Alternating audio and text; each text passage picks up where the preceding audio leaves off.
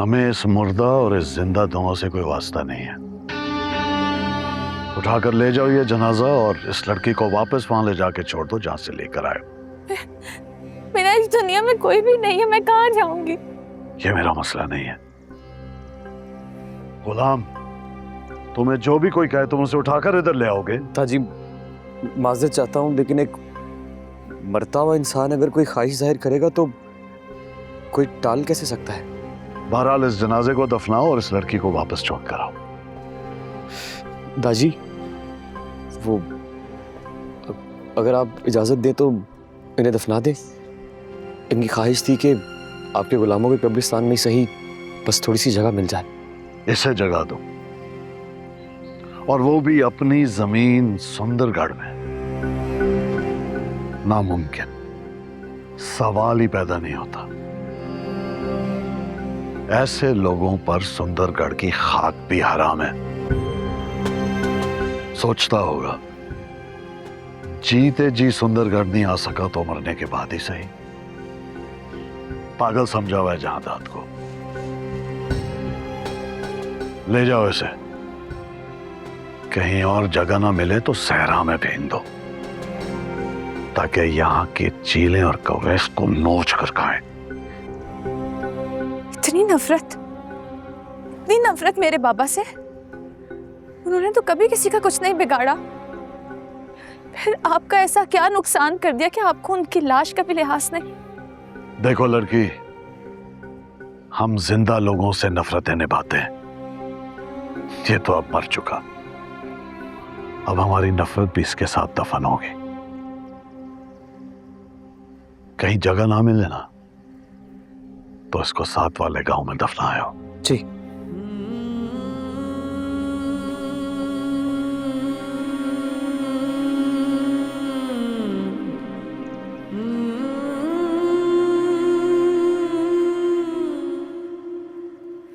साहबजान जी, कुछ चाहिए था आपको?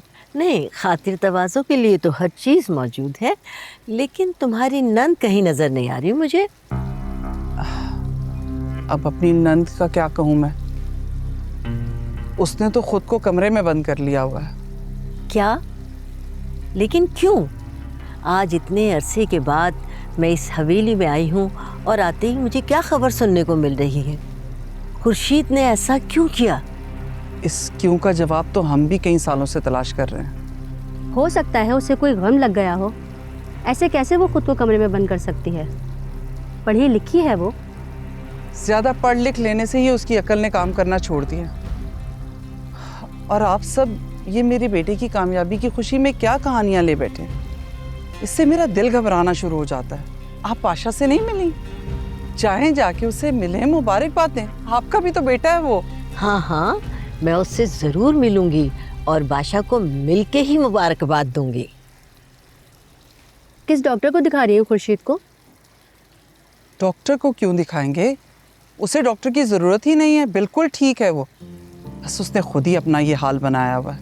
कई साल पहले उसे देखा था तो अच्छी भली थी, अब पता नहीं उसे क्या हो गया है। यहाँ जो भी हुआ आप सबको पता है, और सब जानते हैं इस बात को कि मेरे बदले में खुर्शीद को ब्याना था मेरे भाई के साथ। उस बेचारे का भी हाल सबने देखा।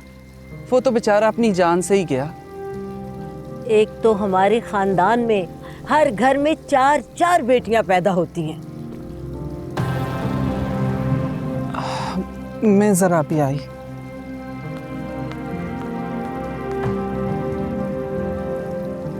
सरकार, मेहमानों को छोड़ के आप कहाँ चले गए? एक तो मैं तुम्हारी हर वक्त की आंखों के रडार से तंग हूं। हर वक्त मेरी जांच पड़ताल करती हूं। मैं कब कहां गया, कहां से आया हूं, बस करो। मैं तो बस क्या? जाओ, जाकर मेहमानों पर ध्यान दो।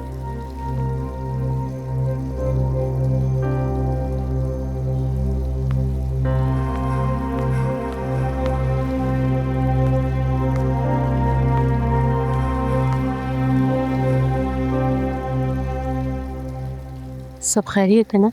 हाँ हाँ, सब खैरियत है। लुबना, मिठाई तो लेकर आओ। ये कैसी जगह? बाबा ने मुझे यहाँ क्यों भेज दिया? अपना जनाजा रोल दी।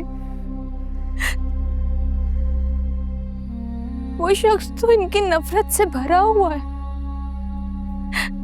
उसका बस नहीं चल रहा था कि वो बाबा की लाश को और मुझे कुत्तों के आगे डाल दे। डॉक्टर साहब, अब हमें हमारे गांव छोड़ा है वापस। नहीं, ऐसा मुमकिन नहीं है। डेड बॉडी को बहुत देर हो चुकी है।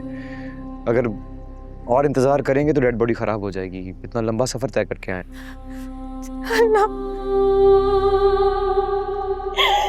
मामा को दफन होने के लिए जमीन तक नहीं मिल रही। कैसा इम्तिहान है ये?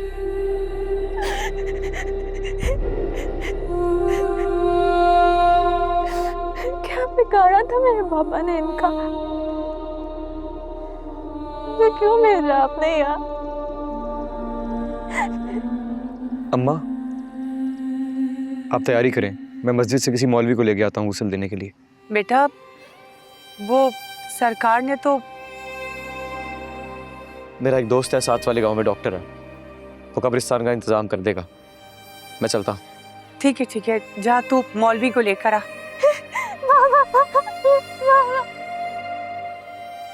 ना बेटी, बाप के मरने पर थोड़ी रोते हैं।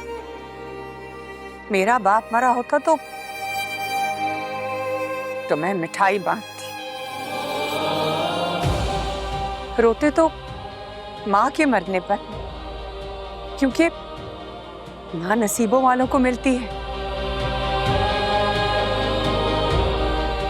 और नसीबों वालों के हाथ ही मरती है। वो अम्मा को अपने अब्बा से बहुत नफरत थी, इसलिए ऐसी बातें कर रही हैं। अम्मा, दुनिया के सारे बाप तुम्हारे बाप जैसे नहीं होते।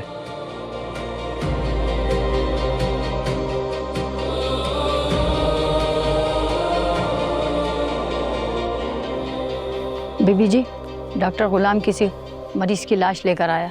उसकी बेटी भी साथ है। जनाजे को गुस्ल देकर कब्रिस्तान लेकर जा रहा है। हाँ, उसका फ़ोन आया था। उसको पैसों की ज़रूरत थी किसी मरीज़ के लिए। मर गया होगा बेचारा।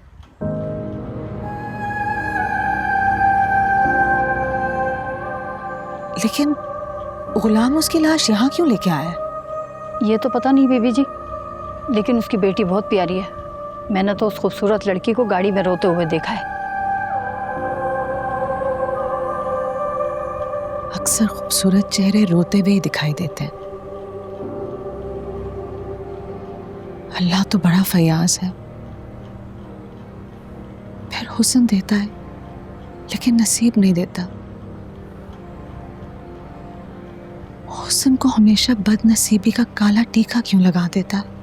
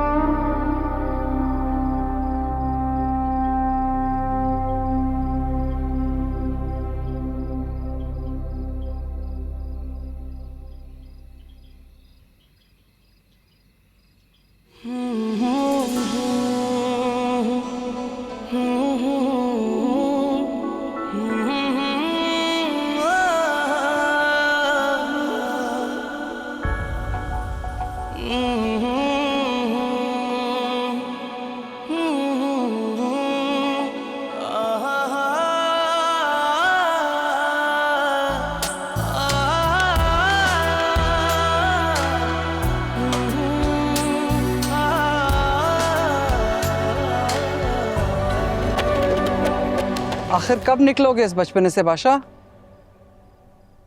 पहला प्यार है मेरा। तो ठीक है फिर, दूसरा प्यार जिंदगी में आने के बाद पहले प्यार के लिए जगह ही कम हो जाएगी। आप कब से मेरी मोहब्बत को समझने लगी? माँ सदके, माँ कुर्बान, मैं सब समझती हूँ, लेकिन हमारी भी कुछ मजबूरियां हैं। तुम इकलौते वारिस हो हमारे, तुम्हारे नाम से ही तो नस्ल चलेगी हमारी।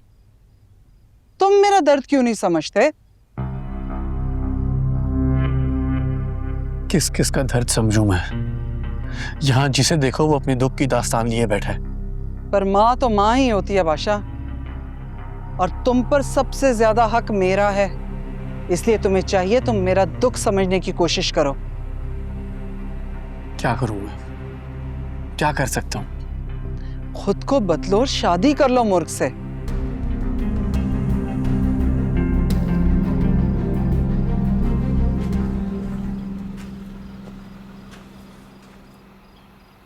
चलो सुंदरी, चलो।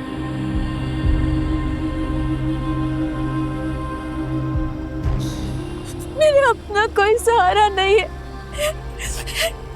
मेरा अपना कोई भी नहीं।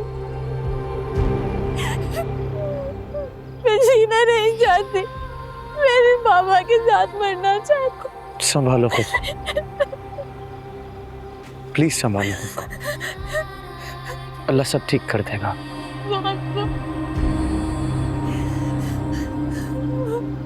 अल्लाह तुम्हें सब्र दे। बाबा प्लीज चलो यहाँ।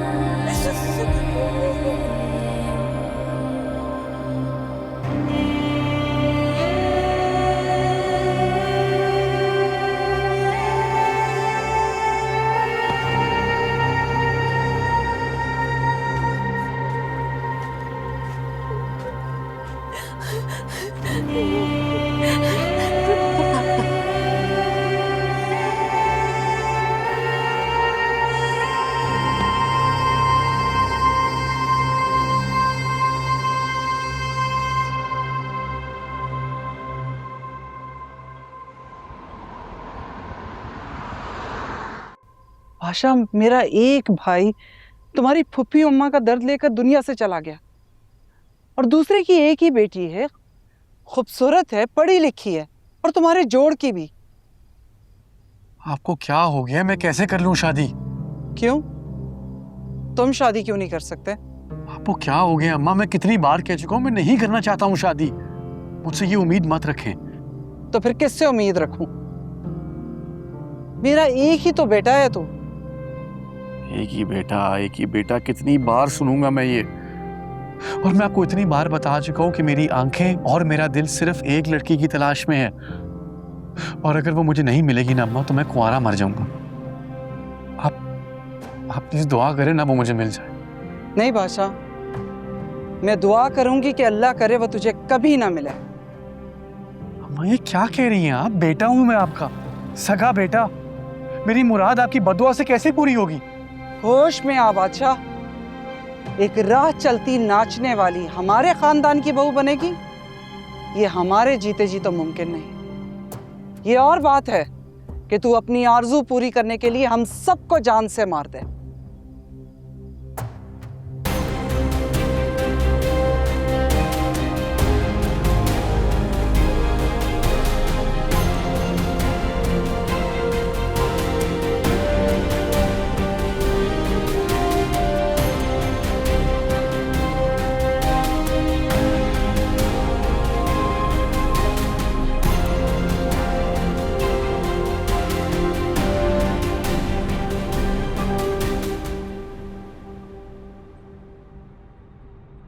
बाबा को जहाँ दफनाया उस गांव का क्या नाम है? सिराय गाँव। कितना पढ़ी लिखी हो? इंटर की है सरकारी कॉलेज से। ये घर अपना है या किराए पे है? किराए का है। आगे की जिंदगी कैसे गुजारोगी? पता नहीं। और रिश्तेदार कहाँ रहते हैं? मेरा कोई रिश्तेदार नहीं है।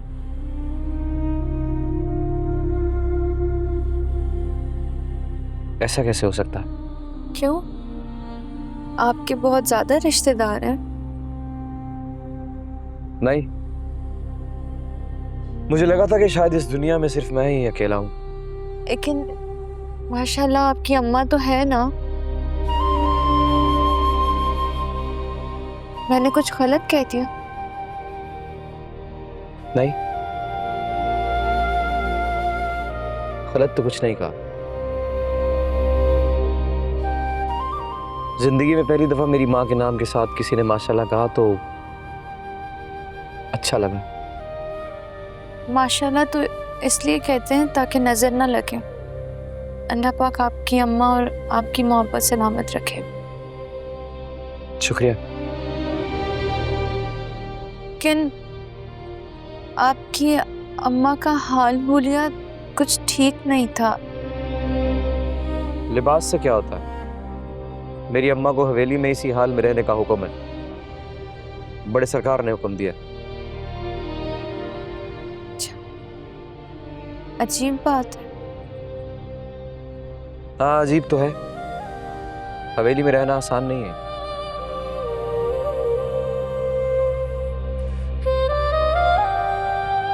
सो गई? नहीं, आंखें बंद करके कुछ सोच रहे हैं। इंसान की दुनिया कितनी जल्दी से बदल जाती। एक कदम इस जिंदगी में और दूसरा कदम मौत के दर पर। पता ही नहीं चलता कौन कब साथ छोड़ जाए। मेरे बाबा की तरह।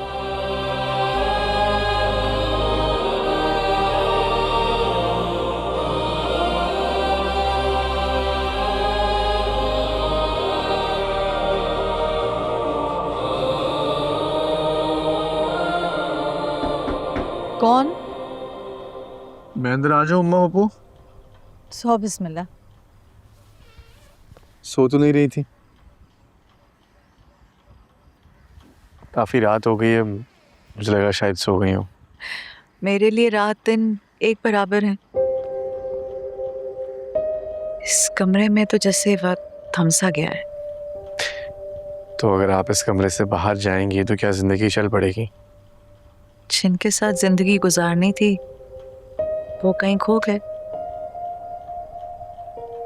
यहाँ इंसान खुद को खो देता है और आप दूसरों की बात कर रही हैं। खैर, आपको पता है कि अम्मा मेरी शादी कराना चाह रही हैं।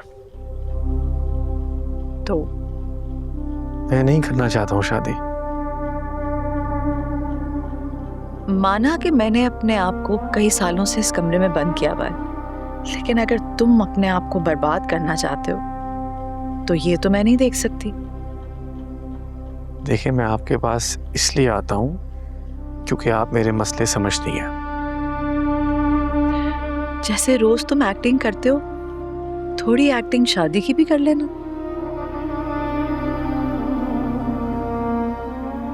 लेकिन अगर मुझे वो शादी के बाद मिल गई तो? खो जाने वाले लोग दोबारा कम ही मिलते हैं। कोई नई लड़की अगर तुम्हारी जिंदगी में आएगी तो हो सकता है तुम अपने अंधेरे के हमसफर को भूल जाओ। इतने सालों से खुद को शोहर के इश्क में कैद करने वाली खुर्शीद आज ये सब कुछ कह रही है। मेरी बात और है। एक औरत का मर मिट जाना बहुत आसान होता है। मर चाहे भी तो फना नहीं हो सकता। उसकी बहुत सारी जिम्मेदारियां होती हैं, जिंदा रहने की बहुत सी मजबूरियां होती हैं। मुझे तो समझ नहीं आ रही क्या हो रहा है। कोई मेरा दुख दर्द समझ ही नहीं रहा। अरे तो ये डॉक्टर भी पता नहीं छुट्टियों से वापस कब आएगा। यही तो था आज।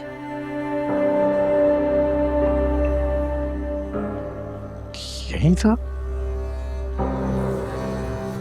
और इसने मुझे बताया नहीं। बाकी सबका तो मुझे नहीं पता,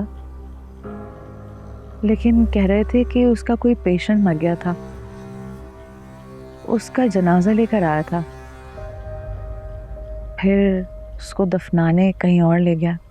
जनाजा? कह रहे थे उसकी बेटी भी शायद साथ थी।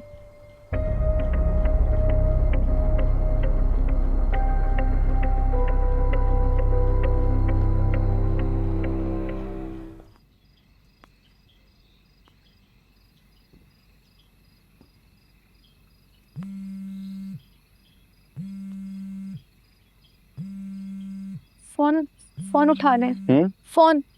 Oh sorry. जी बादशाह, क्या हाल है आपका? तू मेरा हाल छोड़, ये बता किसका जनाजा लिए लिए फिर रहा? वो एक मरीज था, दफना दिया है।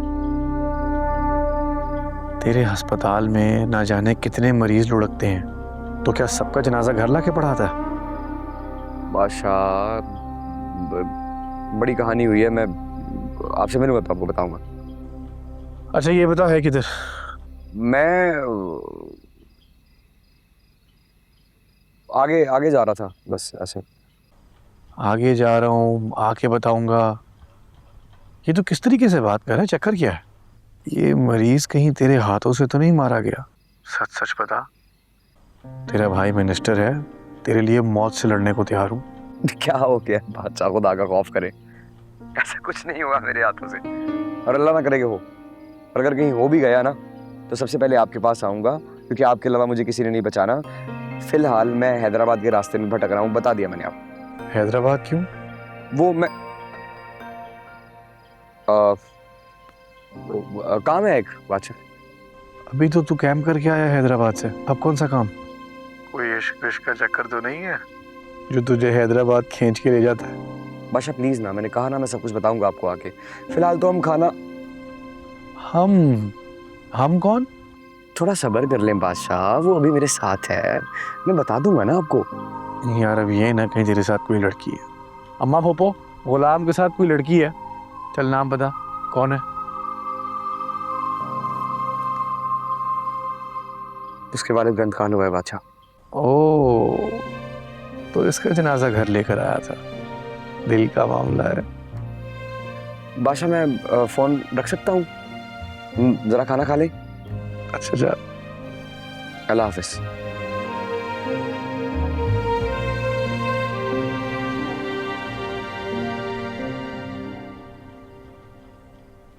वो लड़की जिसके बाप का जनाजा वो सुबह यहाँ लाया था, उसी के साथ है डॉक्टर। अच्छा तो ये मामला है। आप मिली थी उससे? नहीं।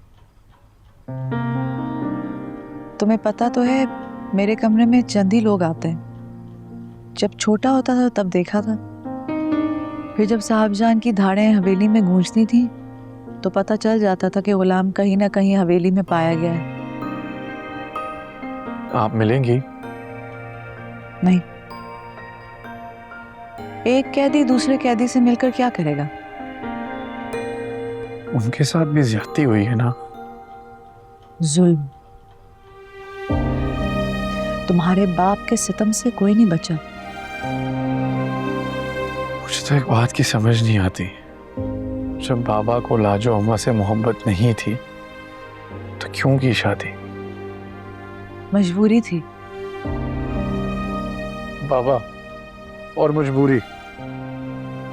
तुम्हारे बाप ने लाजो के साथ चंद ही दिन गुजारे थे कि कुदरत उस पर मेहरबान हो गई, या यूं समझ लो कि उसकी रस्सी दराज हो गई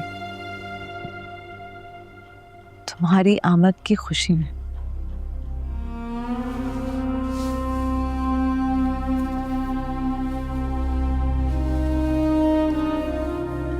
मेरी आमद की खुशी में?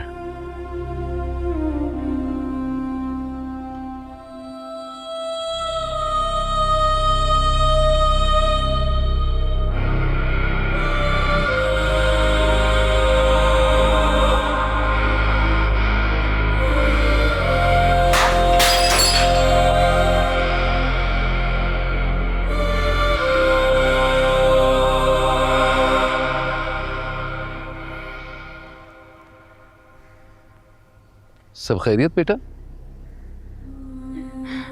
वो बाबा किचन की सफाई कर रही थी तो हाथ लग के कप गिरा और टूट गया। कल ही आप लाए थे और आज मैंने तोड़ दिया। I'm sorry बाबा। अरे भाई तो कौन सी बड़ी बात है? आओ उठो, शाबाश। मामूली सा बर्तन तो है, टूटना बिखरना तो आम सी बात है, कल नया आ जाएगा। बाबा मैंने आपका खर्चा करवा दिया। आप इतनी मेहनत से पैसे जमा करते हैं और फिर ये खर्चे। बेटा बेटा ऐसी कोई बात नहीं है, अल्लाह ताला तेरे नसीब का मुझे और दे देगा। और सच कहूं तो मेरा तो दिल भी नहीं चाहता कि तू कोई काम करे।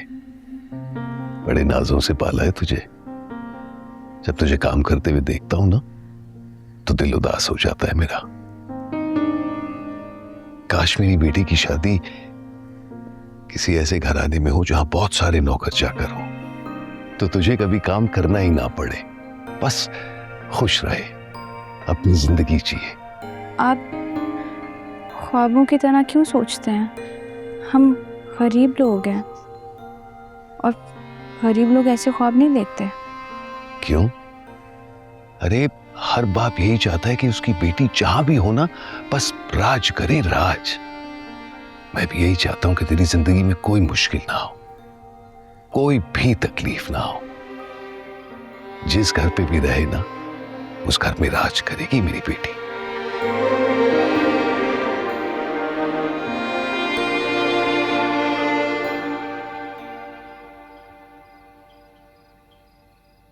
मैं जानता हूं कि ये वक्त तुम्हारे लिए बहुत मुश्किल है सुंदरी, और मुझे अच्छी तरह से इस बात का अंदाजा है कि अगर बाप का साया आपसे छिन जाए तो ऐसा लगता है कि जिंदगी का एक बहुत बड़ा हिस्सा आपसे छिन गया। लेकिन यही जिंदगी है, यही दुनिया का दस्तूर है। एक ना एक दिन सबके साथ यही हो रहा है।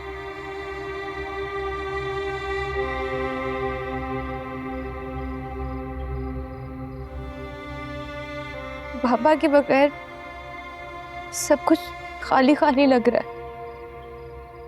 ऐसे लगता है कि मेरी दुनिया ही खत्म हो गई है। वो मेरा सब कुछ थे, मेरा सहारा, मेरा हौसला, मेरा यकीन। उनके बगैर सब कुछ नामुकम्मल लग रहा है। लेकिन सुंदरी, तुम्हें खुद को संभालना तो होगा ना, इस दर्द के साथ जीना सीखना होगा। लेकिन प्लीज सुंदरी, इस दर्द को अपनी जिंदगी का हिस्सा मत बनाना। जिंदगी बहुत खूबसूरत है, अभी आगे बहुत कुछ है तुम्हारे देखने को, तुम्हारे जीने को।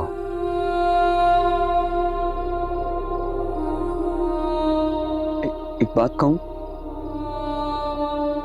प्लीज प्लीज मुस्कुराओ,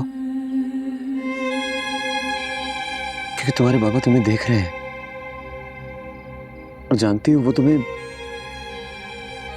मुस्कुराता हुआ देखेंगे ना तो खुश हो जाएंगे वो।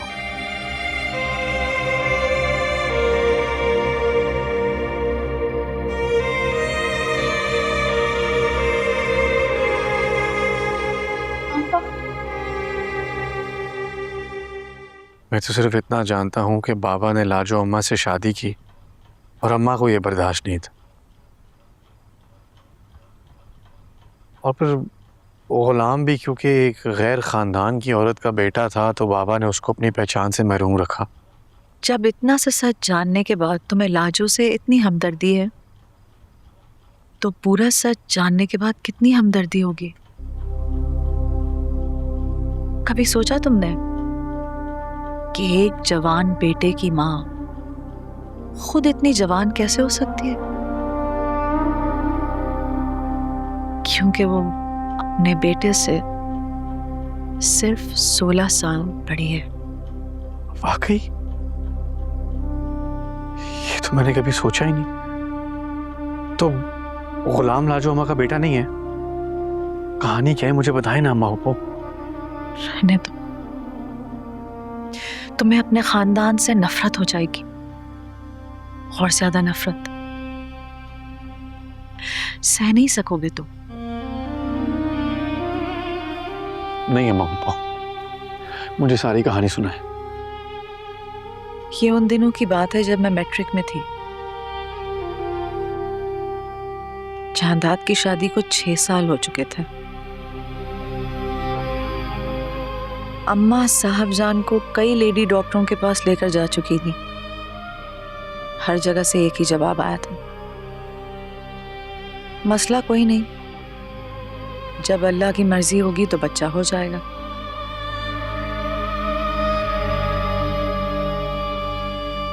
फिर 7 साल हो गए।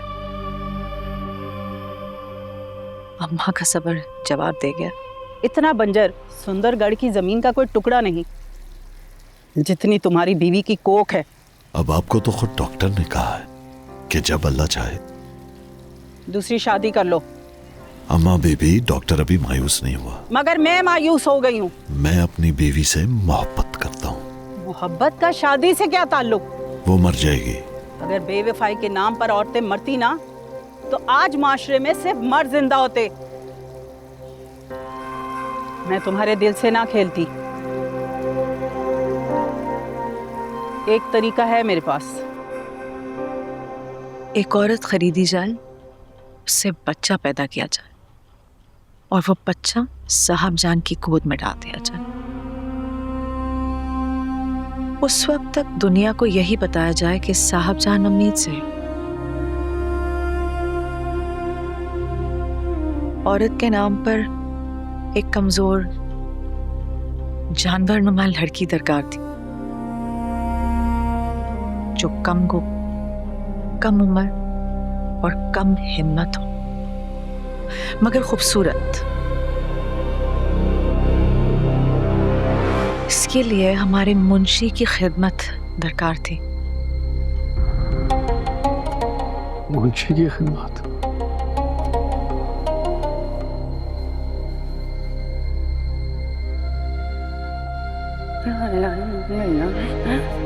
तो जरा तेज चलो, तेज। दूर हो जा माँ से, हर वक्त उसे लिपटी रहती है। ना कर, छोटी बच्ची है। बच्ची छोटी हो या बड़ी, चल। अच्छा रुको, लग जाएगी उसको। छोड़ उसको, तू तेज चल, तेज तेज चल।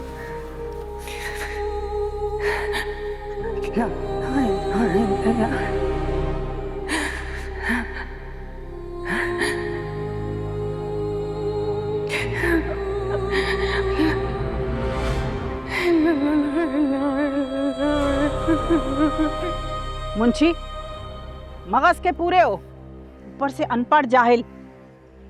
मुझे अपनी नस्ल चलानी है, बर्बाद नहीं करनी। बड़ी अम्मा बात को समझे। एक तो लड़की हमें छोटी उम्र की मिल जाएगी, और दूसरा ये लोग गरीब हैं, पैसे के बदले में लड़की छोड़कर चले जाएंगे, और तीसरा लड़की हसीन है। चौथा, जब हम इसको ख़रीद लेंगे तो हम इसको अपने तौर तरीके और हवेली में रहने के असूल बता देंगे, और फिर इसका निकाह भी पढ़वा देंगे। और जब अल्लाह जानदाद सरदार को औलाद से नवाजेगा तो बच्चा लेकर लड़की को भगा देंगे। अगर लड़की हमारे गांव की हुई तो राज राज नहीं रह सकेगी बात, और बात खुल जाएगी। और अगर लड़की पक्की उम्र की होगी तो बच्चे पर हक जमा सकेगी। मुझे लगता है कि इससे अच्छा सौदा हमें कहीं नहीं मिलेगा। ठीक है, लेकर आ जरा। हमारा मुंशी हरफन मौला था, हर तरह के जुल्म करने की काबिलियत थी उसमें। या यूं समझ लो कि मौत के फरिश्ते से ट्रेनिंग लेकर आया था। उसकी बदौलत एक छोटी सी 16 साल की लड़की अपनी माँ का दामन अपनी छोटी सी मुट्ठी में दबोचे हमारे हवेली में आया।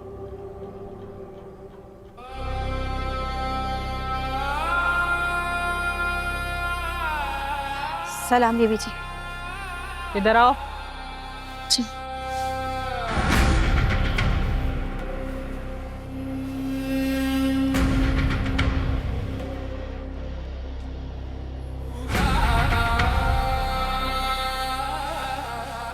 लड़की के नैन नक्श तो अच्छे हैं।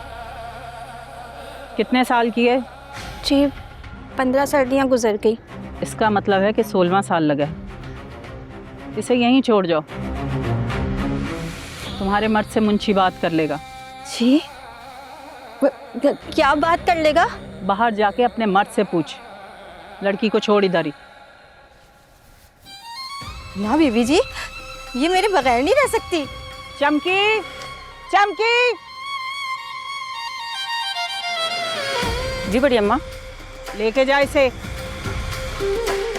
नहला धुला कर अच्छे कपड़े पहना। ठीक। और इसकी माँ को इसके मर्द के पास छोड़ो। जी। इसको बाहर छोड़ो, इसके मर्द के पास। मुंशी बात करेगा उससे। कहाँ लेके जाए? क्या क्या बोलती है? राजू रुको, राजू रुको, तुम कहीं नहीं जाओगी। रुको। नहीं अम्मा, ऐसा नहीं कर रहे। मैं आपके पाँव पड़ती हूँ। मेरा घर वाला तो नशा ही है। वो लड़की बेच देगा मेरी पैसे लेकर। ऐसा नहीं कर रहे, मैं खुदा को माने, ऐसा नहीं कर रहे।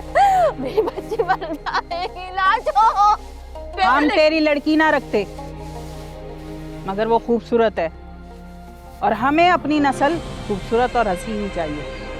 ना अम्मा, ना अम्मा, मुझे तेरे साथ जाना। अम्मा मुझे यहाँ छोड़ के ना जा। अम्मा, अम्मा मुझे अकेले छोड़ के ना जा। अम्मा मुझे यहाँ तेरे साथ रहना। जुलेखा, जुलेखा, लेके जा इसको।